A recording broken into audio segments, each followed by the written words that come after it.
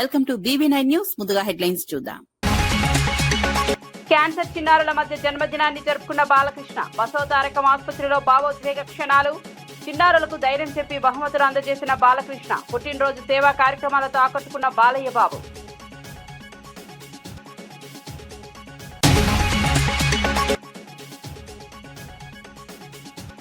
Rajya Sabha nomination వివాదంపై బీజేపీని తప్పుపట్టిన శ్యామల. ప్రజాస్వామ్య విలువలకు విరుద్ధంగా వ్యవహరిస్తున్నారన్న ఎంపీ. ప్రత్యర్థి అభ్యర్థిని అడ్డుకునే కుట్ర జరిగిందన్న ఆరోపణ. ఎన్నికల ప్రక్రియ పారదర్శకంగా ఉండాలని కోరిన శ్యామల.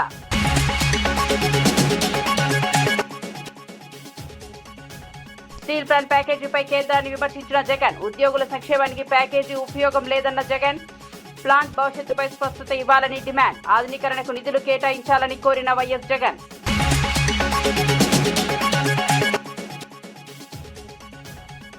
పాలమూరు ప్రాజెక్టుపై ప్రభుత్వాన్ని తప్పుపెట్టిన రామచందర్.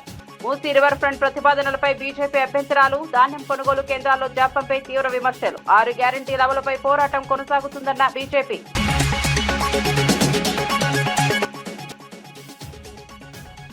చిన్నారి అదృశ్యంపై ప్రభుత్వాన్ని నిలదీసిన వరద కళ్యాణి. 4 రోజులైనా స్పందన లేదంటూ విమర్శించిన ఎమ్మెల్సీ.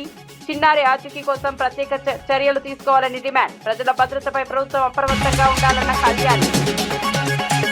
ఇక వార్త వివరాల్లోకి వెళ్తే, నందమూరి బాలకృష్ణ తన జన్మదిన వేడుకలను హైదరాబాద్ లోని బసవతారకం ఇండో అమెరికన్ క్యాన్సర్ ఆసుపత్రిలో ప్రత్యేకంగా నిర్వహించారు. క్యాన్సర్ తో పోరాడుతున్న చిన్నారుల మధ్య కేక్ కట్ చేసి వారితో ఆప్యాయంగా గడిపారు. చిన్నారులతో మాట్లాడి వారి ఆరోగ్య పరిస్థితులను తెలుసుకుంటూ ధైర్యం చెప్పారు. ఆసుపత్రిలో ఏర్పాటు చేసిన ప్రత్యేక కార్యక్రమాల్లో పాల్గొన్న బాలకృష్ణ చిన్నారులకు బహుమతులు అందజేశారు. చిన్నారుల ముఖాల్లో ఆనందం చూడటం తనకు ఎంతో సంతోషాన్ని కలిగించిందని తెలిపారు. అభిమానులు కూడా ఈ కార్యక్రమాన్ని ప్రశంసిస్తూ బాలకృష్ణ మానవతా దృక్పథాన్ని కొనియాడారు. ఆసుపత్రి వైద్యులు సిబ్బంది సందర్భంగా బాలకృష్ణకు జన్మదిన శుభాకాంక్షలు తెలిపారు. చిన్నారుల మధ్య జన్మదినాన్ని జరుపుకోవడం ద్వారా వారికి మరింత ధైర్యం, ఉత్సాహం కలుగుతుందని ఆశాభావం వ్యక్తం చేశారు. ఈ కార్యక్రమం ఆసుపత్రిలో భావోద్వేగ పూర్విత వాతావరణాన్ని కలిగించింది. మా పాలకవర్గం ఏదైతే ఉందో వాళ్ళ సంకల్ప బలీయం తప్పకుండా అది నెరవేరుతుంది అని మీ అందరూ తెలియజేసుకుంటున్నాను. అలాగే వయసు అన్నది జస్ట్ ఇట్స్ నంబర్ నా దృష్టిలో. అందుకే అంటుంటాను, ఇందులో కూడా అన్నా అంటే उम्र 50 पार है लेकिन शक्ल मेरी 30 की जैसी. मुझे कोई अंकल या चीचा कहा उसकी तो ऐसी की तैसी है नहीं. So nothing. అందరూ అక్కడ వయసుతో పని లేదు. సో చేసుకుంటూ పోవడమే. ఆ భగవంతుడు ఇచ్చిన అవకాశాన్ని మనం ఉపయోగించుకుంటూ దాన్ని మనం చేతుల్లో ఉంది. ఎంత భగవంతుడి చేతుల్లో ఉండదు. కొంత మమాత్మ సర్వభూతాత్మ అంటాం. నాలో ఉన్న ఆత్మే అన్ని జీవరాశుల్లో ఉన్నవి. అందుకే అంటాను నేను, ఆ చార్ల్స్ మెకేది కూడా అప్పుడు కోట్ చేయడం జరిగింది. ఏంటంటే, you have no enemies you say but alas my friend your boast is very poor అని. They are. విశాఖపట్నంలోని సెవెన్ హిల్స్ ఆసుపత్రికి చేరుకున్న వైఎస్ఆర్సీపీ అధినేత మాజీ ముఖ్యమంత్రి YS Jaganmohan Reddy Visakha steel plant ప్రమాదంలో గాయపడిన బాధితులను పరామర్శించారు. ఆసుపత్రిలో చికిత్స పొందుతున్న కార్మికులను కలిసి వారి ఆరోగ్య పరిస్థితులను అడిగి తెలుసుకున్నారు. బాధితులకు అందుతున్న వైద్య సేవలపై వైద్యులతో మాట్లాడి పూర్తి వివరాలు సేకరించారు. ప్రమాదంలో గాయపడిన వారికి ధైర్యం చెబుతూ త్వరగా కోలుకోవాలని ఆకాంక్షించారు. బాధితుల కుటుంబ సభ్యులను కలిసి ఓదార్చి వారికి అండగా ఉంటామని భరోసా ఇచ్చారు. ప్రమాదం ఎలా జరిగిందన్న అంశంపై కూడా ఆరా తీశారు. పరిశ్రమల్లో భద్రతా ప్రమాణాలను మరింత కట్టుదిట్టంగా అమలు చేయాల్సిన అవసరం ఉందని అభిప్రాయపడ్డారు. బాధిత కుటుంబాలకు అన్ని విధాల సహాయం అందాలని కోరారు.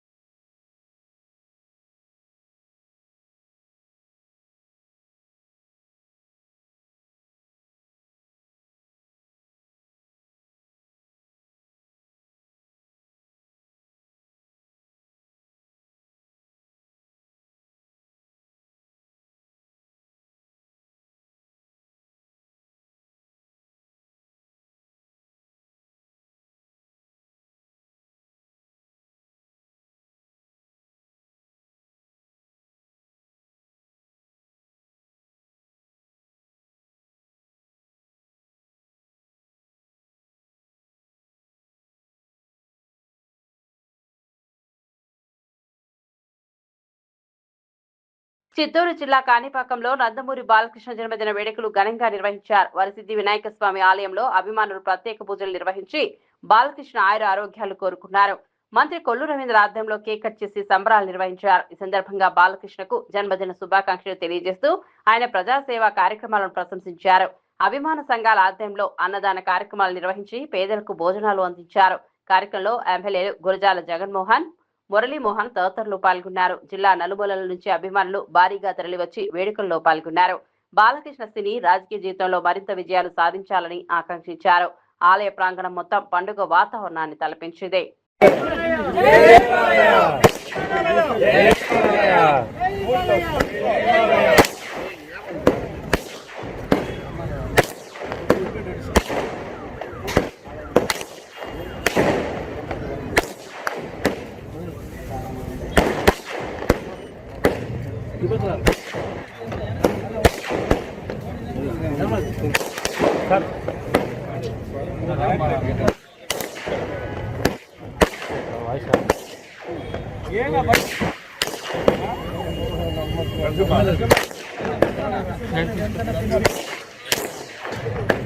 ఓకే సార్ ఒక నిమిషం ఉండండి.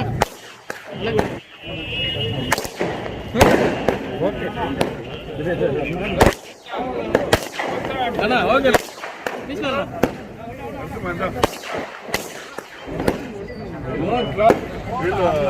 ఎప్పుడు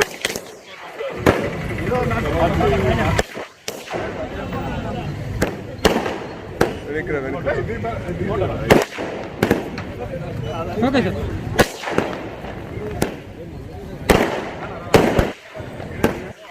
తీసుకున్నాను. అవునన్నా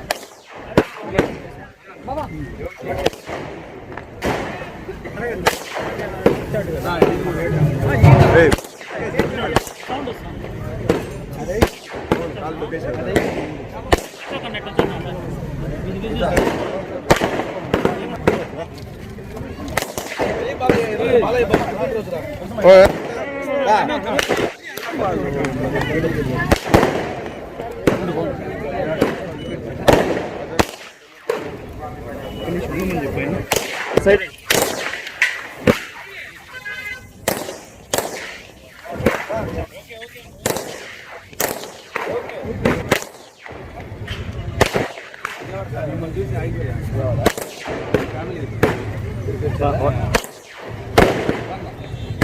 ఫోన్ కొద్దిగా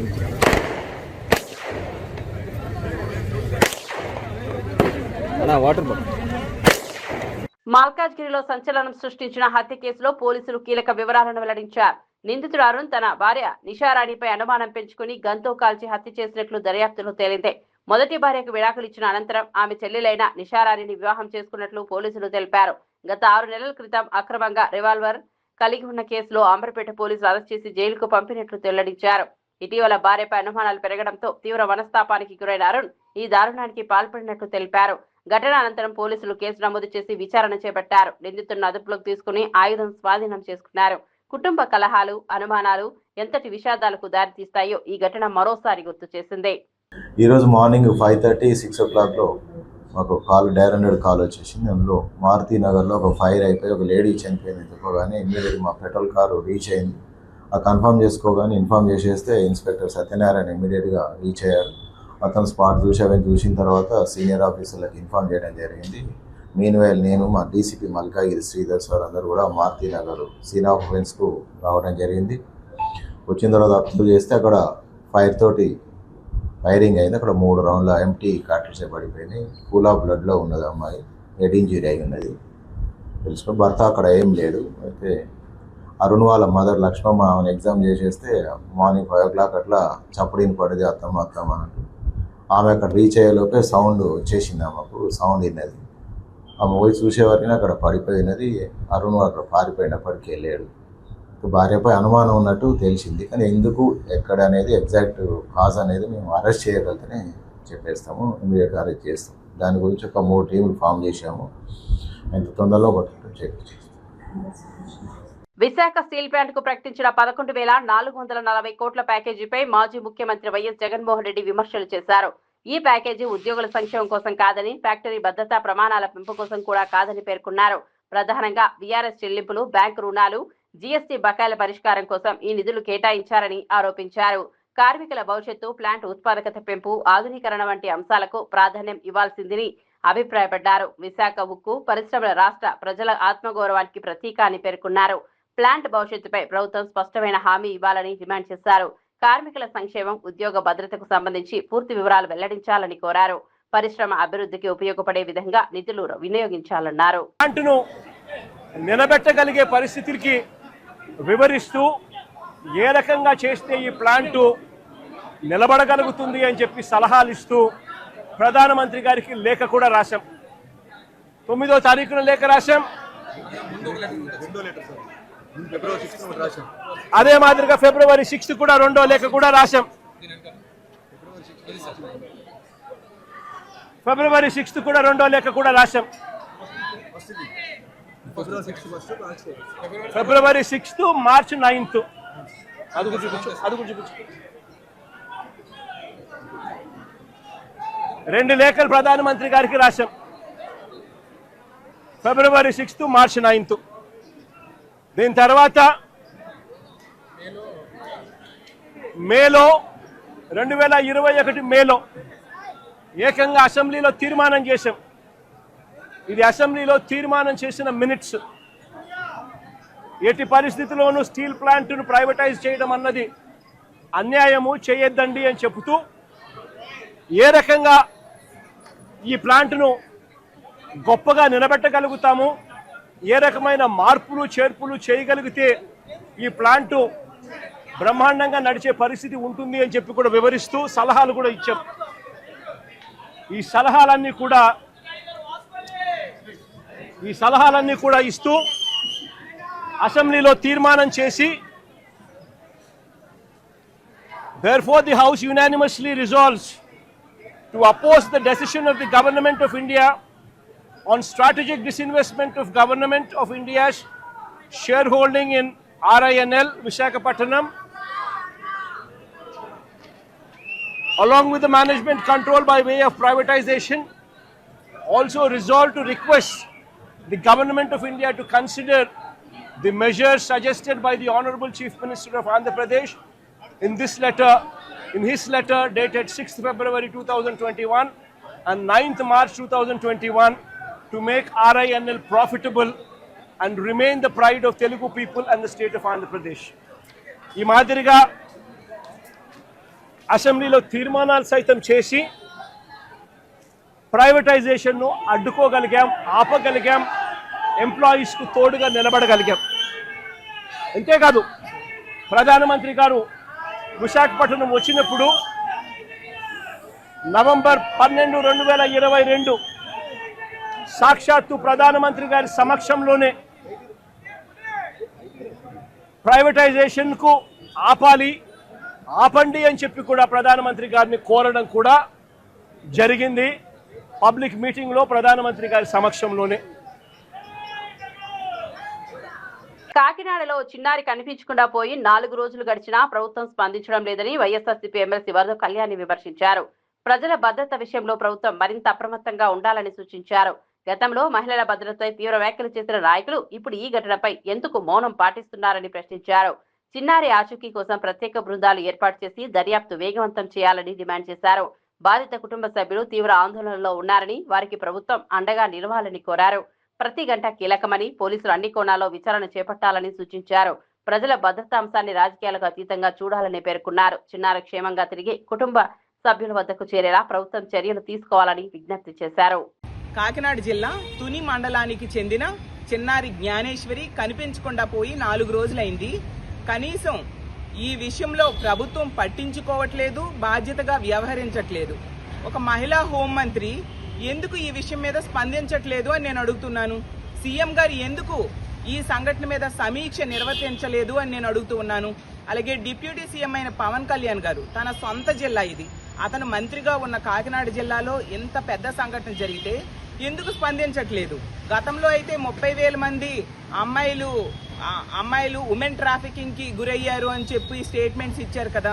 ముందు మీ సొంత జిల్లాలో ఒక అమ్మాయి కనిపించకుండా పోయి 4 రోజులైంది. దీని మీద స్పందించండి, పోలీసు యంత్రాంగాన్ని అప్రమత్తం చేయండి, ఆ వెతుకులాటని స్పీడప్ చేయండి అని పవన్ కళ్యాణ్ గారిని కోరుతూ ఉన్నాను. అసలు ఈ చిన్నారి కనిపించకపోవడము, వెతకడము అనేది ఒక్క కుటుంబం తాలూకా బాధ్యత కాదు, మొత్తం సమాజము అలాగే ప్రభుత్వ యంత్రాంగం తాలూకా బాధ్యత. 4 రోజులైంది. ఆమెతో పాటు ఒక కుక్క కూడా వెళ్ళింది, మళ్ళీ ఆ కుక్క వెనక్కి తిరిగి రావడం కూడా జరిగింది. అసలు ఇది ప్రమాదమా లేదంటే యాదృచ్ఛికంగా జరిగిందా? అసలు ఆ పాప ఏమైంది? ఇంకేమైనా సంఘటనలు జరిగాయా అనేది తెలుసుకోవాలి. ₹1,00,000 కాంపన్సేషన్ పట్టించిన వాళ్ళకి ప్రకటించడం కాదు, అంతకంటే ఎక్కువ ప్రకటించైనా సరే ప్రభుత్వం మరింత పరిజ్ఞానాన్ని ఉపయోగించి అయినా సరే, మరింత మంది పోలీసు యంత్రాంగాన్ని పెట్టి అయినా సరే ఈ పాపని వెంటనే కనుక్కోవాల్సిన బాధ్యత ప్రభుత్వం మీద ఉంది. దీని మీద వెంటనే ముఖ్యమంత్రి గారు, హోంమంత్రి గారు, డిప్యూటీ సీఎం గారు వెంటనే స్పందించాలి. అలాగే ఆ పాపని వెంటనే కనిపెట్టి తల్లిదండ్రులకు అప్పజెప్పాలి. గత 4 రోజులుగా ఆ తల్లిదండ్రులు పడుతున్న వేదన, వాళ్ళ కన్నీరు చూస్తే గుండె తరుక్కుపోయే పరిస్థితి మనకు కనిపిస్తూ ఉంది. ఇప్పటికైనా ప్రభుత్వం స్పందించి ఈ పాపని వెంటనే కనిపెట్టి తల్లిదండ్రులకి అప్పజెప్పాల్సిందిగా కోరుతూ ఉన్నాను. మధ్యప్రదేశ్ రాజ్యసభ ఎన్నికల్లో కాంగ్రెస్ అభ్యర్థి మీనాక్షి నటరాజన్ నామినేషన్ తిరస్కరణ వెనుక రాజకీయ కుట్ర ఉందని భువనగిరి ఎంపీ చామల కిరణ్ కుమార్ రెడ్డి ఆరోపించారు. ఎమ్మెల్యేల సంఖ్య ప్రకారం బీజేపీకి 2 స్థానాలు వచ్చే అవకాశం ఉన్నప్పటికీ ముందుగానే 3వ అభ్యర్థిని నిలబెట్టడం వెనుక ప్రత్యర్థి అభ్యర్థిని అడ్డుకోవాలనే ఉద్దేశం కనిపిస్తోందన్నారు. ప్రజాస్వామ్య విలువలను పరిరక్షించుకోవాల్సిన కేంద్ర ప్రభుత్వం అధికార దుర్వినియోగానికి పాల్పడుతోందని విమర్శించారు. ప్రతిపక్షాలను బలహీనపరిచే ప్రయత్నాలు జరుగుతున్నాయని ఆరోపించారు. ఎన్నికల ప్రక్రియ పారదర్శకంగా, నిక్షిప్తపాతంగా ఉండాల్సిన అవసరం ఉందన్నారు. ప్రజాస్వామ్య వ్యవస్థపై ప్రజలకు విశ్వాసం కలిగేలా వ్యవహరించాలని కోరారు. ఎన్నికల వ్యవస్థను రాజకీయ ప్రయోజనాల కోసం ఉపయోగించకూడదని సూచించారు. ప్రజాస్వామ్య పరిరక్షణ కోసం అన్ని పార్టీలు కట్టుబడి ఉండాలని చామల అభిప్రాయపడ్డారు. ముఖ్యంగా గతంలో కూడా మీరు చూసిర్రు, బీజేపీ ఎట్టి పరిస్థితుల ఎన్నికలను వాళ్ళ ఖాతాలలో వేసుకోవాలని ఎన్నో రకాల ప్రక్రియలతో ఈ యొక్క స్వతంత్రత ఉన్నట్టు వాళ్ళ రాజకీయ లబ్ధి కోసం వ్యవహారం చేస్తుర్రో ఇది భారతదేశంలో ఈ గత 10 సంవత్సరాల నుంచి పలు సార్లు మనం చూసినటువంటి పరిస్థితి. ముఖ్యంగా నేను ఒక్కటే చెప్పదలుచుకున్నా, ఒకవేళ 3 రాజ్యసభ ఎన్నికలు జరుగుతుంటే మధ్యప్రదేశ్లో కాంగ్రెస్ పార్టీకి 65 మంది ఎమ్మెల్యేలు ఉన్నప్పుడు 58 మంది ఎమ్మెల్యేలతోటి ఒక రాజ్యసభ వచ్చే అవకాశం ఉన్నప్పుడు 3వ రాజ్యసభ అభ్యర్థిగా బీజేపీ ఎట్లా పెట్టింది అనేది ఫస్ట్ క్వశ్చన్. నాకు 3 రాజ్యసభలో 2 బీజేపీకి వచ్చే అవకాశం ఉంది, 1 కాంగ్రెస్కి వచ్చే అవకాశం ఉంది. అంటే బీజేపీకి ఉన్న ఓట్ల ప్రకారము, ఎమ్మెల్యేల ప్రకారము 2 రాజ్యసభలే వస్తాయి. కానీ మొదటి నుంచే 3వ రాజ్యసభను పెట్టి వాళ్ళకున్న కాన్ఫిడెన్స్ ఏంది? ఏ విధంగానైనా కాంగ్రెస్ పార్టీ అభ్యర్థిని పక్క తప్పియాలన్న ఆలోచన ముందు నుంచి ఉన్నట్టుగానే తెలుస్తుంది. ఈ విధంగా ఇంత దౌర్జన్యంగా, ప్రణాళికబద్ధంగా, అక్కడ సబ్జెక్టుకు సంబంధం లేకుండా ఏ విధంగానైతే ఈరోజు ఇంత దౌర్జన్యానికి పాల్పడుతుందో ఎలక్షన్ కమిషన్ ఆఫ్ ఇండియా, ఇప్పుడు 12 గంటలకు వాళ్ళు తీసుకునేటువంటి నిర్ణయాన్ని బట్టి దేశ ప్రజలు ఆలోచించాల్సిన అవసరం ఉంది. ఎందుకంటే దౌర్జన్యం అంటే ఇక రాజకీయాలలో ఏం లేదు, ఇక వేరే ఆలోచన. ప్రతిపక్ష పార్టీలను నిర్వీర్యం చేయడము, ఇటు పార్లమెంట్లో మన ఆమ్ ఆద్మీకి సంబంధించినటువంటి 7 ఎంపీలను తీసుకోవడమే కాదు, ఎక్కడ ఎన్నికలు జరిగినా కానీ ఇట్లా రిజెక్ట్లు చేయడము, ఏ సంబంధం లేకుండా, రూల్స్ పాటియకుండా, ప్రైవేట్ కంప్లైంట్స్ని ఆధారం చేసుకొని, ఒక ప్రైవేట్ కంప్లైంట్కి ఏం శాంటిటీ ఉంటుందని అడుగుతున్నా నేను. ఒక ప్రైవేట్ కంప్లైంట్ని తీసుకొని ఆధారంగా ఈరోజు తెలంగాణ నుంచి ప్రైవేట్ కంప్లైంట్ని డిక్లేర్ ఎందుకు చేయలేదని చెప్పి మీనాక్షి నటరాజన్ గారి అప్లికేషన్ రిజెక్ట్ చేసినట్టుగా మాకు సమాచారం అందింది. బిఎన్ఎస్ఎస్ సెక్షన్ 233 ప్రకారము ఎట్టి పరిస్థితుల్లో ప్రైవేట్ కంప్లైంట్ అనే దాన్ని ఫామ్ 26 అఫిడవిట్లో రాయాల్సిన అవసరం లేదనేది రూలు. మరి ఆ రూల్కి విరుద్ధంగా ఇంత దౌర్జన్యంగా అంటే ఎవరు పట్టించుకోరేనా? నరేంద్ర మోడీ గారు మీకు ఒకటే చెప్తున్నా, ముఖ్యంగా మీరు భారతదేశంలో అత్యధిక కాలము ప్రధానమంత్రిగా ఈ రోజు నుంచి మీరు గతంలో నెహ్రూ గారి రికార్డు బ్రేక్ చేసినా అని సంబరాలు చేసుకుంటున్నట్టు. ఎన్ని సంవత్సరాలు మనం అధికారంలో ఉన్నామని కాదు, ఎంత స్వచ్ఛందంగా, ఎంత ప్రజాస్వామ్య. ముఖ్యమంత్రి రేవంత్ రెడ్డిపై వ్యక్తిగత విమర్శలు చేయడం సరికాదని ప్రభుత్వ విప్ ఏములవాడ ఎమ్మెల్యే ఆది శ్రీనివాస్ అన్నారు. రాష్ట్ర అభివృద్ధి, సంక్షేమమే ప్రభుత్వ ప్రధాన లక్ష్యమని స్పష్టం చేశారు.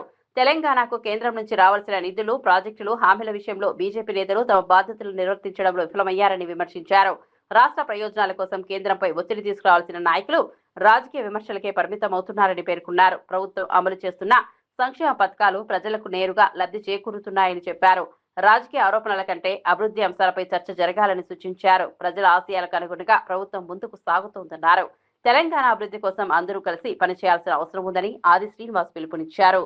తెలంగాణ బీజేపీ రాష్ట్ర శాఖ అధ్యక్షుడు రామచంద్రరావు గారు రేవంత్ రెడ్డి గారి గురించి వ్యక్తిగతంగా విమర్శలు చేసేటువంటి అంశంలో పెద్ద పెద్ద మాటలు మాట్లాడుతున్న రామచంద్రరావు గారు అసలు గులాంగిరి అనేటువంటి పదానికి నిర్వచనం నరేంద్ర మోదీ గారి దగ్గర చేతులు కట్టుకుని ఆమడు దూరం నిలబడి మీ బీజేపీ శ్రేణులకి ఆ గులాంగిరి అనే పదం వర్తిస్తుందని మాట అంటున్నారు. తెలంగాణ రాష్ట్ర ప్రయోజనాలను పణంగా పెట్టి మీ పదవులను కాపాడుకునే ప్రయత్నం చేస్తున్నారు తప్ప తెలంగాణ రాష్ట్రంలో పండించినటువంటి రైతుల ధాన్యాన్ని మొత్తం కొనిపించలేని వాళ్ళు మీరు దద్దమ్మలు.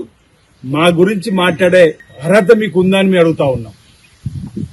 పాలమూరి రంగారెడ్డి ప్రాజెక్టు మొదటి ఏటీఎం రేవంత్ రెడ్డి గారికి అనే మాట నోటికొచ్చినట్టు మాట్లాడే మాటల్లో నిజంగా మీకు చిత్తశుద్ధి ఉంటే దమ్ముంటే ఆ పాలమూరి రంగారెడ్డి ప్రాజెక్టుకు జాతీయ హోదాను తీసుకొని వచ్చి మీరే నిర్మించండి. తెలంగాణ రాష్ట్రంలో ఏ ఒక్క ప్రాజెక్టు కూడా కేంద్రం నుంచి నిధులు తీసుకురావడంలో సఫలం కాలేని వైఫల్య నేతలు మీరా. ఈ రోజు మా ముఖ్యమంత్రి రేవంత్ రెడ్డి గారి చిత్తశుద్ధి గురించి మాట్లాడారు. ఈ రోజు మా యొక్క ప్రయాణం తెలంగాణ రాష్ట్ర ప్రయోజనాల కోసం, తెలంగాణ రాష్ట్రంలో ఉన్నటువంటి సంక్షేమాన్ని ఓవైపు అభివృద్ధిని మరోవైపు పరిగెత్తించే విధంగా ప్రయత్నం చేస్తున్నటువంటి సందర్భంలో అటు తెలంగాణ నుంచి ఉన్నటువంటి ఇద్దరు మంత్రులు కిషన్ రెడ్డి గారి వైఫల్యం, బండి సంజయ్ గారి వైఫల్యం కొట్టొచ్చినట్టు కనిపిస్తున్నా. 8 మంది ఎంపీలను గెలిపించి పంపిస్తే ఢిల్లీలో కాలక్షేపానికి కబుర్లు చెప్పుకోవడానికి క్వార్టర్లో ఉన్నటువంటి ప్రయత్నం చేస్తారు తప్ప ఏ రోజైనా తెలంగాణ రాష్ట్ర ప్రయోజనాల కోసం, తెలంగాణ రాష్ట్ర రైతాంగ ప్రయోజనాల కోసం మీరు ప్రయత్నం చేసి. తుమ్మడిహట్టి ప్రాజెక్టును మొదట వ్యతిరేకించింది కాంగ్రెస్ ప్రభుత్వమేనని మాజీ ఎంపీ బోయన్పల్లి వినోద్ కుమార్ గుర్తు చేశారు. 2013లో మహారాష్ట్ర కాంగ్రెస్ ముఖ్యమంత్రి పృథ్వీరాజ్ చవాన్ అధికారికంగా అభ్యంతరం తెలిపారని పేర్కొన్నారు. ఆ సమయంలో కేంద్రంలో, మహారాష్ట్రలో, ఉమ్మడి ఆంధ్రప్రదేశ్ లో కాంగ్రెస్ ప్రభుత్వాలే ఉన్నాయని గుర్తు చేశారు. ఇప్పుడు తుమ్మడిహట్టి అంశంపై కాంగ్రెస్ నేతలు చేస్తున్న వ్యాఖ్యలు ప్రజలను తప్పుదోవ పట్టించే ప్రయత్నమని విమర్శించారు. తెలంగాణ సాగునీటి అవసరాల కోసం కాళేశ్వరం ప్రాజెక్టు ఎంతో కీలకమని స్పష్టం చేశారు. రాష్ట్ర ప్రయోజనాల విషయంలో రాజకీయ ఆరోపణలకు తావు లేదన్నారు. గతంలో తీసుకున్న నిర్ణయాలను ప్రజలు మర్చిపోలేదని వ్యాఖ్యానించారు. తెలంగాణ అభివృద్ధి కోసం అమలు చేసిన ప్రాజెక్టులను వక్రీకరించడం సరికాదని చెప్పారు. మహారాష్ట్రలో ఉన్నది కాంగ్రెస్ ప్రభుత్వం. అక్కడ మరి పృథ్వీరాజ్ చౌహాన్ గారు ముఖ్యమంత్రి గారు, ఇక్కడ కిరణ్ కుమార్ రెడ్డి గారు అప్పుడు ముఖ్యమంత్రి. వారు స్వయంగా లేఖ రాసిండ్రు. పృథ్వీరాజ్ చౌహాన్ గారు 15 అక్టోబర్ 2013లో లెటర్ రాసిండు. ఏం రాసిండు? ఈ ప్రాజెక్టును మీరు ఆలోచన చేసి నిర్మిస్తున్నారు, దీంట్లో 152 మీటర్ల ఫుల్ రిజర్వాయర్ లెవెల్లో నిర్మిస్తే దాదాపు మా గ్రామాలు 22 గ్రామాలు మునుగుతాయి. చంద్రాపూర్లో 8 గ్రామాలు, గడిచొరిలో దాదాపు 2000 పైచిలుకు హెక్టార్ల భూమి మునిగిపోతుంది. ఎట్టి పరిస్థితుల్లో మేము అనుమతి ఇవ్వము అని చెబుతూ మీరు ఈ హైట్ మీద 152 మీటర్ల హైట్తోని తుమ్మడిహట్టి దగ్గర మీరు టెండర్లు పిలుస్తున్నారు, కాంట్రాక్ట్లు ఇస్తున్నారు, అనుమతులు లేకున్నా మీరు పనులు చేస్తున్నారు. కాబట్టి ఈ పనులన్నిటి కూడా ఆపండి. మేము ఎట్టి పరిస్థితుల్లో 152 మీటర్ల ఎత్తున నిర్మించడానికి పర్మిషన్ ఇవ్వము అని చెప్పింది మహారాష్ట్రలో ఉన్నటువంటి కాంగ్రెస్ ప్రభుత్వం. ఒక ముఖ్యమంత్రి, మహారాష్ట్ర ముఖ్యమంత్రి, ఆనాటి సమైక్య ఆంధ్రప్రదేశ్ ముఖ్యమంత్రి కిరణ్ కుమార్ రెడ్డికి రాసి ఇది ఆపేసేయ్, దెబ్బన నువ్వు పనులు చేస్తే అవి నీకే నష్టము, ఎట్ యువర్ ఓన్ రిస్క్ అని చెప్పి ఆయనే లేఖలో స్పష్టంగా చెప్పిండు. ఇది అన్ఫ్రూట్ఫుల్ ఎక్స్పెండిచర్, పనికి మాలిన ఖర్చు అని చెప్పి కూడా కాంగ్రెస్ ముఖ్యమంత్రి తుమ్మడిహట్టి దగ్గర కట్టద్దని చెప్పి కాంగ్రెస్ ముఖ్యమంత్రి కిరణ్ కుమార్ రెడ్డి గారికి లేఖ 2013లో రాసిండు. కేంద్రంలో కూడా కాంగ్రెస్ ప్రభుత్వం, మన్మోహన్ సింగ్ గారు, ఇది మేము చాలాసార్లు చెప్పినాం. మా హరీష్ గారు 100 సార్లు చెప్పిండి ముచ్చట. కేసీఆర్ గారు ఉపన్యాసాల్లో చెప్పిండ్రు. ప్రజలకు తెలుసు ఎవరిని మోసం చేయదలుచుకున్నది ఈనాటి కాంగ్రెస్ ప్రభుత్వం, రేవంత్ రెడ్డి గారి నాయకత్వాన్ని. ప్రభుత్వాలు, పార్టీలు మారుతాయి కానీ ప్రభుత్వం మారదు.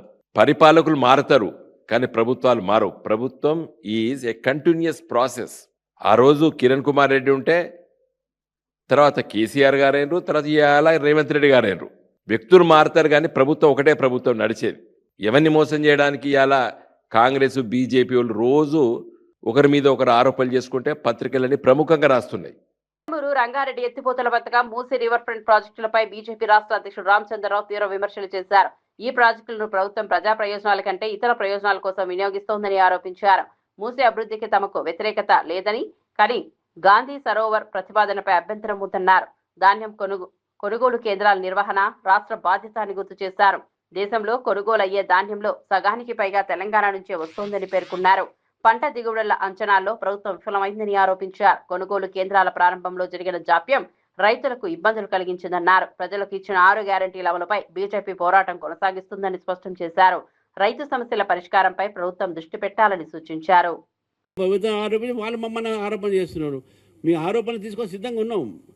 దాంట్లో మార్పులు చేయడానికి మేము రికమెండేషన్ అడుగుతున్నాం. ఎక్కడో చోట పొరపాటు జరిగినవచ్చు, నేను జరగడానికి అనట్లేదు. ఆ పొరపాటు ఎందుకు జరిగింది, ఎట్లా జరిగింది, దాని మీద ఎంక్వైరీ జరుగుతుంది. ఇంకా రాబోయే రోజుల్లో ఏ విధంగా ఫుల్ ప్రూఫ్ ఎగ్జామినేషన్ పెట్టాలనే ఆలోచన చేయాలి. కానీ ఈ టైంలో మనం విద్యార్థులు రెచ్చగొట్టి వాళ్ళ జీవితాలతో ఆడుకొని రాజకీయంగా వాడటం అనేది ప్రభుత్వం మీద కానీ మినిస్టర్ మీద కూడా ఇది తప్పు అని నేను అంటున్నాను. Thank you.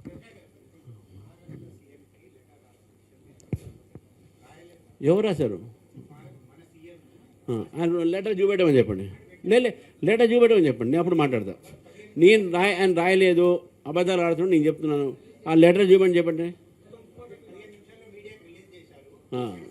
అది ఇప్పుడు చేశారు, అప్పుడేం చేయలేదని ఆయన 10 రోజుల నుంచి ఈ మాట అంటున్నాడు. అది ప్రిపేర్డ్ కావచ్చు కదా. ఇప్పుడు it must have been created for this purpose of public gallery. నేనేమంటున్నా, మహారాష్ట్ర సీఎంకు వాళ్ళు ఆయన మినిస్టరు, ఈయన మినిస్టరు, అడ్మినిస్ట్రేటివ్ రిలేషన్స్ ఉంటాయి, దాంట్లో రాజకీయాలు లేవు. ఈయన ఫోన్ చేసి మాట్లాడితే అపాయింట్మెంట్ తీసుకుంటే తప్పకుండా ఇస్తారు, అపాయింట్మెంట్ ఇస్తారు. ఇక ఏ మంత్రి ఏ సీఎం కూడా ఒక సీఎం కలవకుండా పోడు. మా సీఎం కూడా ఇక్కడ వస్తారు, సీఎంను కలుస్తారు, మినిస్టర్ని కలుస్తారు. మేమే వాళ్ళతో అకాంపనీ చేస్తుంటాం కదా. ఎవరు అట్లా, ఇది పొరపాటు. అది మీకు కలవట్లేదు, మాకు అపాయింట్మెంట్ ఇవ్వట్లేదు. ఆయన సీఎం అయితే నువ్వు కూడా సీఎం ఇక్కడ. You have the same status here. Will respect your chair as a CM. మా తెలంగాణ సీఎంకు మహారాష్ట్ర సీఎం ఇవ్వట్లే అనేది అట్లా ఉండదు. డెఫినెట్గా he will give. And Devendra Fadnavis is a very nice man. He has human approach in him. ఎప్పుడు కూడా ఎవరిని ఇన్సల్ట్ చేయడు, అట్లా లేదు. ఆయనకు చెప్పంటే లేకుండా నేను తీసుకుపోతా ఆయన దగ్గరికి. సిన్సియర్గా ఆయన ఉండడంటే, if I will take him to Maharashtra CM if he so much sincerely is interested, will go. సరే వాళ్ళు ఏం మాట్లాడతారో తర్వాత సంగతి. But I'm here to say that he will get appointment. He is not sincerely trying for appointment. గతంలో same KCR కూడా ఇట్నే మాట్లాడాడు, మరి ఈయన కూడా ఇట్నే మాట్లాడుతున్నాడు. ఆయనకు పడే గట్టి ఈయనకు పడుతుంది ఇప్పుడు.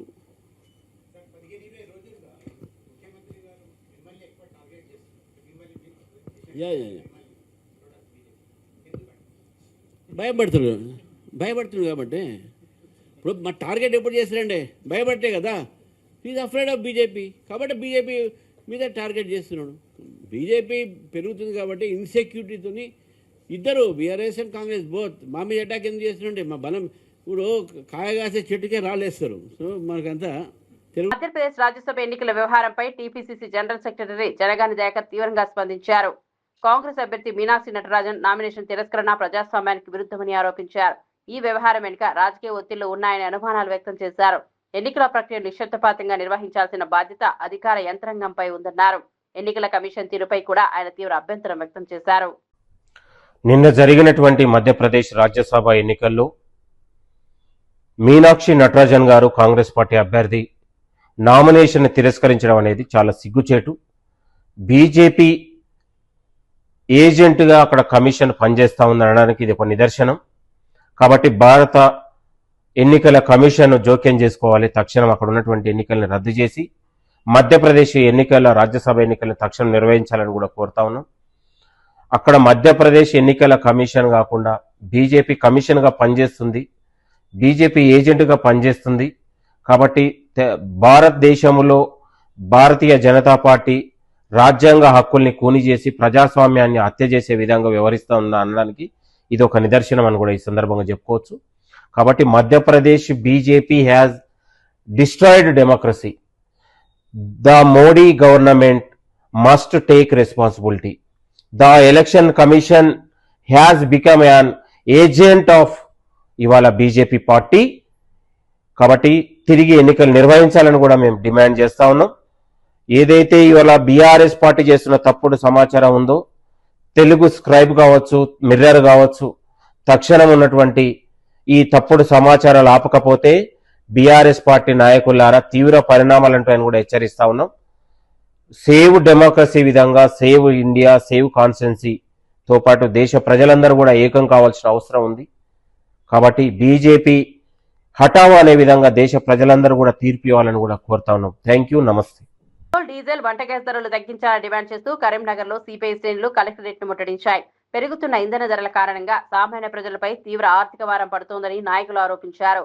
కలెక్టరేట్ లోకి ప్రవేశించినప్పుడు ప్రయత్నించిన కార్యకర్తలను పోలీసులు అడ్డుకోవడంతో ఉద్రిక్త పరిస్థితులు నెలకొన్నాయి. ఈ సందర్భంగా పోలీసులకు సిపిఐ నాయకులకు మధ్య తోపులాట జరిగింది. కేంద్ర ప్రభుత్వం తరచూ ఇంధన ధరలు పెంచడం వల్ల నిత్యావసర వస్తువుల ధరలు కూడా పెరుగుతున్నాయని నేతలు విమర్శించారు. ప్రజల జీవన వ్యయం రోజురోజుకు పెరుగుతోందని ఆందోళన వ్యక్తం చేశారు. ధరలు తగ్గించే వరకు తమ ఉద్యమాన్ని కొనసాగిస్తామని హెచ్చరించారు. ప్రజా సమస్యల పరిష్కారానికి ప్రభుత్వం తక్షణ చర్యలు తీసుకోవాలని డిమాండ్ చేశారు. నిరసన కార్యక్రమంలో పార్టీ శ్రేణులు పెద్ద సంఖ్యలో పాల్గొన్నాయి.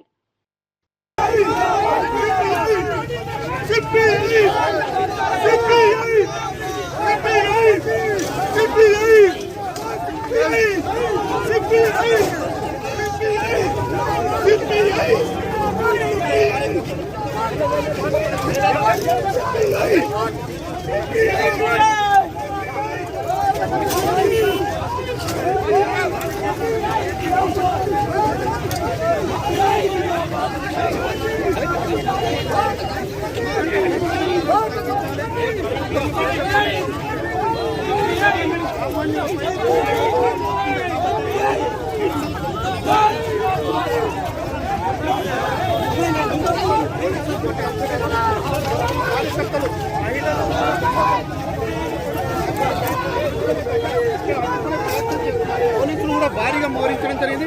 ఎందుకంటే ముందు నుంచి కమ్యూనిస్టులు పెంచిన ధరలు తగ్గించాలని డిమాండ్ చేస్తున్నారు.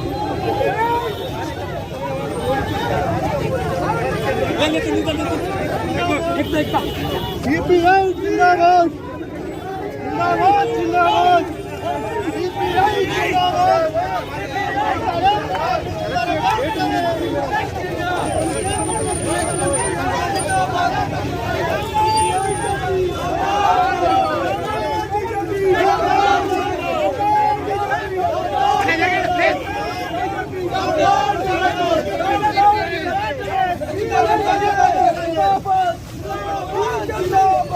సిపిఐ జిందాబాద్.